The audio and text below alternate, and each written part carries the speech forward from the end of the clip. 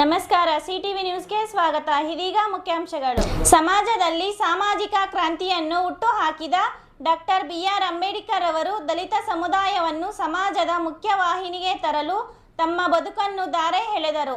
ಸಂವಿಧಾನದಲ್ಲಿ ಹಿಂದೂ ಅಶಕ್ತರಿಗೆ, ಬಡವರಿಗೆ ಅನೇಕ ಸೌಲಭ್ಯಗಳು ದೊರೆಯಬೇಕಾದರೆ ಅಂಬೇಡ್ಕರ್ ಅವರ ಪರಿಶ್ರಮ ಅಪಾರವಾದದ್ದು ಎಂದು ಉನ್ನತ ಶಿಕ್ಷಣ ಸಚಿವ ಡಾಕ್ಟರ್ ಎಂ.ಸಿ. ಸುಧಾಕರ್ ಅವರು ತಿಳಿಸಿದರು. ಚಿಂತಾಮಣಿ ನಗರದ ತಾಲೂಕು ಪಂಚಾಯಿತಿ ಆವರಣದಲ್ಲಿ ರಾಷ್ಟ್ರೀಯ ಹಬ್ಬಗಳ ಆಚರಣಾ ಸಮಿತಿ, ತಾಲೂಕು ಆಡಳಿತ, ತಾಲೂಕು ಪಂಚಾಯಿತಿ, ನಗರಸಭೆ, ಸಮಾಜ ಕಲ್ಯಾಣ ಇಲಾಖೆ ಇವರುಗಳ ಸಂಯುಕ್ತ ಆಶ್ರಯದಲ್ಲಿ ಹಮ್ಮಿಕೊಂಡಿದ್ದ ಭಾರತ ಸಂವಿಧಾನ ಶಿಲ್ಪಿ ಡಾಕ್ಟರ್ ಬಾಬಾ ಸಾಹೇಬ್ ಅಂಬೇಡ್ಕರ್ ಅವರ 135ನೇ ಜನ್ಮದಿನಾಚರಣೆ ಹಾಗೂ ಹಸಿರು ಕ್ರಾಂತಿಯ ಹರಿಕಾರ ಮಾಜಿ ಉಪ ಪ್ರಧಾನಿ ಡಾಕ್ಟರ್ ಬಾಬು ಜಗಜೀವನ್ ರಾಮ್ರವರ 119ನೇ ಜನ್ಮದಿನಾಚರಣೆ ಕಾರ್ಯಕ್ರಮವನ್ನು ಅಂಬೇಡ್ಕರ್ ಹಾಗೂ ಬಾಬು ಜಗಜೀವನ್ ರಾಮ್ರವರ ಭಾವಚಿತ್ರಕ್ಕೆ ವಿಶೇಷ ಪೂಜೆ ಹಾಗೂ ಪುಷ್ಪ ನಮನ ಸಲ್ಲಿಸಿ ಉನ್ನತ ಶಿಕ್ಷಣ ಸಚಿವ ಡಾಕ್ಟರ್ ಎಂ.ಸಿ. ಸುಧಾಕರ್ ಮತ್ತಿತರರು ಕಾರ್ಯಕ್ರಮವನ್ನು ಉದ್ಘಾಟನೆ ಮಾಡಿದರು. ಇನ್ನು ಕಾರ್ಯಕ್ರಮದಲ್ಲಿ ದಲಿತ ಸಮುದಾಯದಲ್ಲಿ ಗಣನೀಯ ಸೇವೆ ಸಲ್ಲಿಸಿದ ಹಲವರನ್ನು ಎಸ್ಎಸ್ಎಲ್ಸಿ ಹಾಗೂ ಪಿಯುಸಿಯಲ್ಲಿ ಹೆಚ್ಚಿನ ಅಂಕಗಳನ್ನು ಗಳಿಸಿದ ವಿದ್ಯಾರ್ಥಿಗಳನ್ನು ಸಚಿವರು ಶಾಲು ಹೊದಿಸಿ ನೆನಪಿನ ಕಾಣಿಕೆ ನೀಡಿ ಆತ್ಮೀಯವಾಗಿ ಸನ್ಮಾನಿಸಿದರು. ಈ ಸಂದರ್ಭದಲ್ಲಿ ಜಾನಪದ ಅಕಾಡೆಮಿ ಅಧ್ಯಕ್ಷ ಗೊಲ್ಲಳ್ಳಿ ಶಿವಪ್ರಸಾದ್, ತಹಸೀಲ್ದಾರ್ ಸುದರ್ಶನ್ ಯಾದವ್, ಇಒ ಆನಂದ್, ಪೌರಾಯುಕ್ತ ಚಲಪತಿ, ಸಮಾಜ ಕಲ್ಯಾಣ ಇಲಾಖೆ ಶ್ರೀನಿವಾಸ ನಾಯ್ಕ, ಸರ್ಕಾರಿ ನೌಕರ ಸಂಘದ ಅಧ್ಯಕ್ಷ ಅಶೋಕ್ ಕುಮಾರ್, ನಗರಾಭಿವೃದ್ಧಿ ಪ್ರಾಧಿಕಾರದ ಅಧ್ಯಕ್ಷ ಶ್ರೀನಾಥ್, ಗ್ಯಾರಂಟಿ ಯೋಜನೆಗಳ ಅನುಷ್ಠಾನ ಸಮಿತಿ ಅಧ್ಯಕ್ಷ ಜಂಗಂಶಿಗಳಿ ಮುನ್ನಾಯಣಪ್ಪ ಸೇರಿದಂತೆ ಎಲ್ಲ ಇಲಾಖೆಗಳ ಮುಖ್ಯಸ್ಥರು, ದಲಿತ ಪರ ಸಂಘಟನೆಗಳ ಮುಖಂಡರು ಹಾಗೂ ಸಾರ್ವಜನಿಕರು ಮತ್ತಿತರರು ಉಪಸ್ಥಿತರಿದ್ದರು. ಜಿಇಎಫ್ ಕಣ್ಣಿನ ಆಸ್ಪತ್ರೆ, ಬುರ್ಗ್ಮಕ್ಲಳ್ಳಿ ಗೇಟ್, ಗೋಪಚಂದ್ರ ಹತ್ತಿರ, ಚಿಂತಾಮಣಿ. ನಮ್ಮ ಕಣ್ಣಿನ ಆಸ್ಪತ್ರೆಯಲ್ಲಿ ಕಣ್ಣಿನ ಪರ್ಯ ಚಿಕಿತ್ಸೆ, ಹೊಲಿಗೆ ರಹಿತ, ಬ್ಯಾಂಡೇಜ್ ರಹಿತ ಆಧುನಿಕ ಲೇಸರ್ ಶಸ್ತ್ರಚಿಕಿತ್ಸೆ, ಉತ್ತಮ ಗುಣಮಟ್ಟದ ಲೆನ್ಸ್ ಅಳವಡಿಕೆ, ಶೀಘ್ರ ಗುಣಮುಖವಾಗುವ ಚಿಕಿತ್ಸೆ, ಕಾರ್ನಿಯ ಸೇವೆಗಳು, ಕಾರ್ನಿಯ ಸೋಂಕು, ಕೆರಟೋಕೋನಸ್ ನಿರ್ವಹಣೆ, ಕಾರ್ನಿಯ ಟ್ರಾನ್ಸ್ಪ್ಲಾಂಟ್, ಲಾಸಿಕ್ ಲೇಸರ್ ಶಸ್ತ್ರಚಿಕಿತ್ಸೆ, ರೆಟಿನಾ ಸೇವೆಗಳು, ಡಯಾಬಿಟಿಕ್ ರೆಟಿನೋಪತಿ ತಪಾಸಣೆ, ಆಧುನಿಕ ತಂತ್ರಜ್ಞಾನದ OCT ಹಾಗೂ FFA ಪರೀಕ್ಷೆಗಳು, ಲೇಸರ್ ಚಿಕಿತ್ಸೆ, ಬಿ ಸ್ಕ್ಯಾನ್, ಗ್ಲುಕೋಮಾ ಸೇವೆಗಳು. ಅತ್ಯಾಧುನಿಕ ತಂತ್ರಜ್ಞಾನಗಳನ್ನು ಬಳಸಿ ನಾವು ಗ್ಲುಕೋಮಾ ಕಾಯಿಲೆಯನ್ನು ಆರಂಭಿಕ ಹಂತದಲ್ಲೇ ಪತ್ತೆ ಹಚ್ಚುತ್ತೇವೆ. IOP ವಿಜುವಲ್ ಪರೀಕ್ಷೆ, OCT ಪರೀಕ್ಷೆ, ಟ್ರಬ್ಲಾಕ್ಟಮಿ ಶಸ್ತ್ರಚಿಕಿತ್ಸೆ, ಗ್ರಾಮೀಣ ಪ್ರದೇಶಗಳಲ್ಲಿ ಜಾಗೃತಿ ಕಾರ್ಯಕ್ರಮಗಳನ್ನು ಹಮ್ಮಿಕೊಂಡು ಕೈಗೆಟುಕುವ ದರದಲ್ಲಿ ಆಧುನಿಕ ತಂತ್ರಜ್ಞಾನವನ್ನು ಬಳಸಿಕೊಂಡು ಚಿಕಿತ್ಸಾ ಸೇವೆ ಒದಗಿಸುತ್ತಿದ್ದೇವೆ. ಈ ಆಸ್ಪತ್ರೆಯ ಸೌಲಭ್ಯವನ್ನು ಸಾರ್ವಜನಿಕರು ಪಡೆದುಕೊಳ್ಳಬೇಕಾಗಿ ವಿನಂತಿ.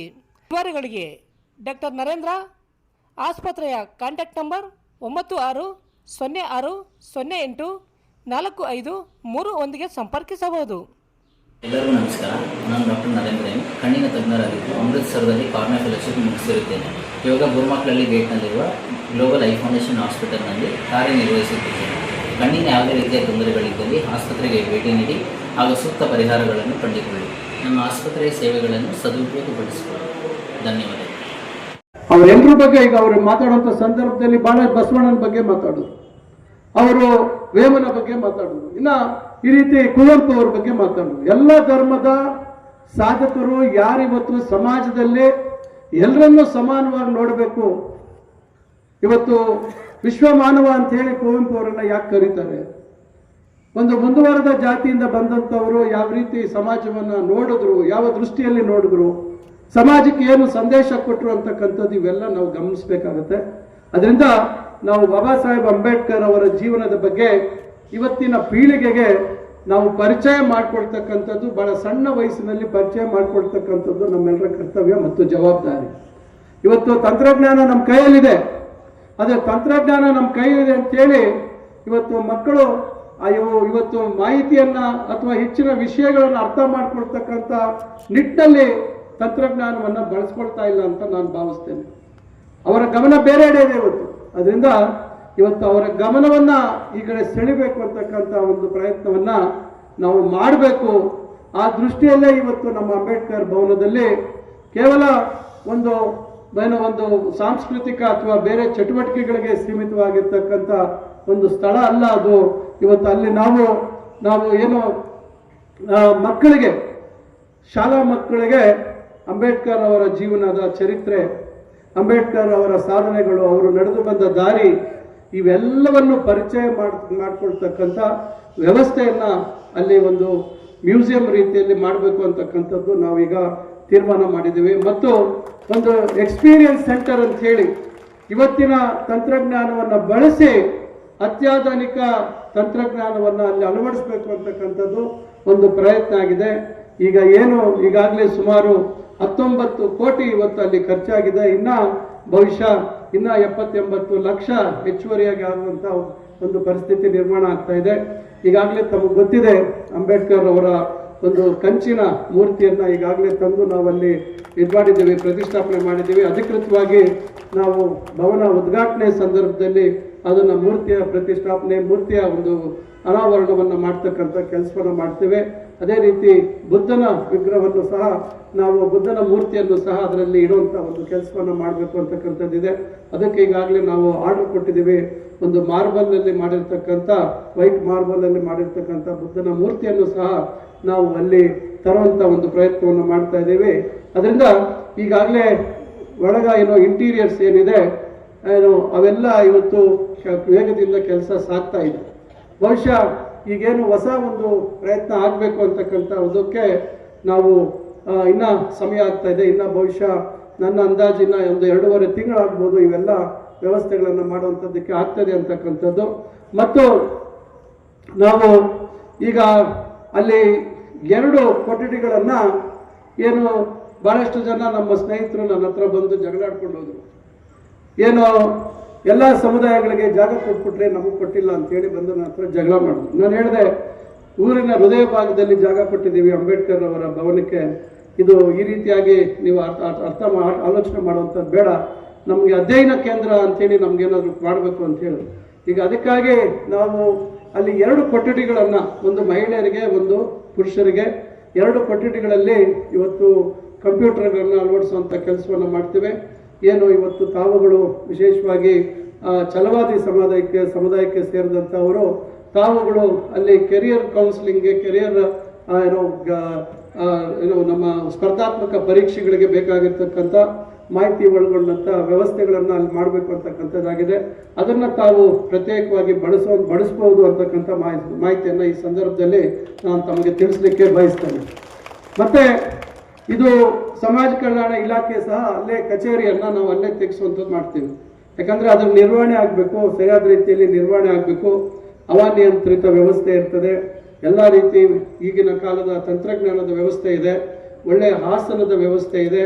ಇವೆಲ್ಲ ಇದ್ದಂಥ ಸಂದರ್ಭದಲ್ಲಿ ನಾವು ಸುಸಜ್ಜಿತವಾಗಿ ಎಲ್ಲ ಶೌಚಾಲಯದಿಂದ ಹಿಡಿದು ಎಲ್ಲ ವ್ಯವಸ್ಥೆಗಳು ಹೊಸದಾಗಿ ಎಲ್ಲ ನಿರ್ಮಾಣ ಮಾಡ್ತಾ ಇರೋದ್ರಿಂದ ಅದರ ನಿರ್ವಹಣೆ ಬಹಳ ಮುಖ್ಯ.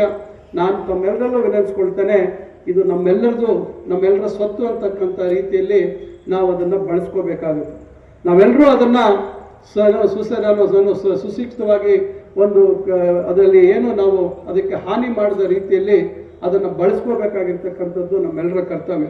ಈಗ ನಾನು ಆಗಲೇ ಹೇಳಿದಾಗೆ ನಾವು ನಿರಂತರವಾಗಿ ಮಕ್ಕಳಿಗೆ ಅಲ್ಲಿ ಬಂದು ಒಂದು ರೀತಿ ಈ ಅಂಬೇಡ್ಕರ್ ಜಯಂತಿಯ ಕಾರ್ಯಕ್ರಮ ಬಹಳ ಚೆನ್ನಾಗಿ ಇವತ್ತು ಸ್ತಬ್ಧ ಚಿತ್ರಗಳ ಮೆರವಣಿಗೆ ರೂಪದಲ್ಲಿ ಬಹಳ ಅಚ್ಚುಕಟ್ಟಾಗಾಯಿತು. ಬಹುಶಃ ಇದನ್ನು ನಾವು ಮುಂದಿನ ದಿನಗಳಲ್ಲಿ ಯಾವ ರೀತಿ ಮಾಡಬೇಕು, ನಮ್ಮ ಚಿಂತಾಮಣಿಯಲ್ಲಿ ಅಂಬೇಡ್ಕರ್ ಭವನದ ಉದ್ಘಾಟನೆ ಸಂದರ್ಭದಲ್ಲಿ ಒಂದು ದೊಡ್ಡ ಮಟ್ಟದಲ್ಲಿ ಎಲ್ಲರೂ ಪಾಲ್ಗೊಳ್ತಕ್ಕಂಥ ಕೆಲಸ ಆಗಬೇಕು ಅಂತಕ್ಕಂಥ ಮನವಿಯನ್ನು ನಾನು ಈ ವೇದಿಕೆ ಮುಖಾಂತರ ನಾನು ಮಾಡ್ತಾ ಇದ್ದೀನಿ. ಅದೇ ರೀತಿ ಬಾಬು ಜಗಜೀವನ್ ರಾಮ್ ಈಗ ಮಾತಾಡಿದಂಥ ಸ್ನೇಹಿತರು ಹೇಳ್ತಾ ಇದ್ರು, ಯಾವ ರೀತಿ ನಮ್ಮ ಆಹಾರ ಭದ್ರತೆ ಏನು, ಒಂದು ಆಹಾರದಲ್ಲಿ ನಾವು ನಮ್ಮ ಸ್ವಾವಲಂಬಿಗಳಾಗಬೇಕು ಅಂತಕ್ಕಂಥ, ಆಹಾರ ಉತ್ಪಾದನೆಯಲ್ಲಿ ಸ್ವಾವಲಂಬಿಗಳಾಗಬೇಕು ಅಂತಕ್ಕಂಥದ್ದು. ಏನು ಅವತ್ತು ಸ್ವಾತಂತ್ರ್ಯ ಬಂದಂಥ ಸಂದರ್ಭದಲ್ಲಿ ನಮ್ಮ ದೇಶದ ಪರಿಸ್ಥಿತಿ ಏನಿತ್ತು. ಯಾಕಂದ್ರೆ ಇವತ್ತು ಬಹಳಷ್ಟು ಜನ ಬಹಳ ಮಾತಾಡ್ಬೋದು. ಇವತ್ತು ನಾನೀಗ ರೂಪಿಸ್ಬೇಕು ಅಂತಕ್ಕಂಥದ್ದಿದೆ. ಶಾಲೆಯ ಮಕ್ಕಳು ಅಲ್ಲಿ ಎಲ್ಲರೂ ಬಂದು ಅಲ್ಲಿ ಅಂಬೇಡ್ಕರ್ ಅವರ ಬಗ್ಗೆ ಏನು ನಾವು ಮ್ಯೂಸಿಯಂ ಮಾಡ್ತಾ ಇದ್ದೀವಿ ಅದರ ಸಂಪೂರ್ಣ ಮಾಹಿತಿಯನ್ನು ಕಲೆ ಹಾಕ್ಕೊಳ್ತಕ್ಕಂಥದ್ದು ಮತ್ತು ಅಂಬೇಡ್ಕರ್ ಅವರ ಸಾಧನೆಯ ಬಗ್ಗೆ ಒಂದು ಇಂಟರಾಕ್ಟಿವ್ ಒಂದು ಡಾಕ್ಯುಮೆಂಟ್ರಿ ಮಾಡಬೇಕು ಅಂತಕ್ಕಂಥದ್ದು, ಅವರ ಬಗ್ಗೆ ಒಂದು ವಿಡಿಯೋ ಪ್ರೆಸೆಂಟೇಷನ್ ಮಾಡಬೇಕು ಅಂತಕ್ಕಂಥದ್ದು. ಯಾಕಂದರೆ ದೊಡ್ಡ ಪರದೆಯನ್ನು ನಾವು ಅಳವಡಿಸ್ತಾ ಇದ್ದೀವಿ. ಒಂದು 14 ಅಡಿಗೆ 36 ಅಡಿ ಎಲ್ ಇ ಡಿಯನ್ನು ಅಲ್ಲಿ ಪರ್ಮನೆಂಟ್ ಆಗಿ ಫಿಕ್ಸ್ ಮಾಡುವಂಥ ಕೆಲಸವನ್ನು ಮಾಡ್ತಾ ಇದ್ದೀವಿ. ಅಷ್ಟು ದೊಡ್ಡ ಮಟ್ಟದಲ್ಲಿ ಲಕ್ಷಾಂತರ ರೂಪಾಯಿ ಖರ್ಚು ಮಾಡಿದ್ಮೇಲೆ ಅದನ್ನು ಒಳ್ಳೆ ರೀತಿ ಸದ್ಬಳಕೆ ಕೂಡ ನಾವು ಮಾಡ್ಕೋಬೇಕಾಗುತ್ತೆ. ಆಗ ಸುಮಾರು 904 ಆಸನಗಳಲ್ಲಿ ಆಗ್ಬೋದು.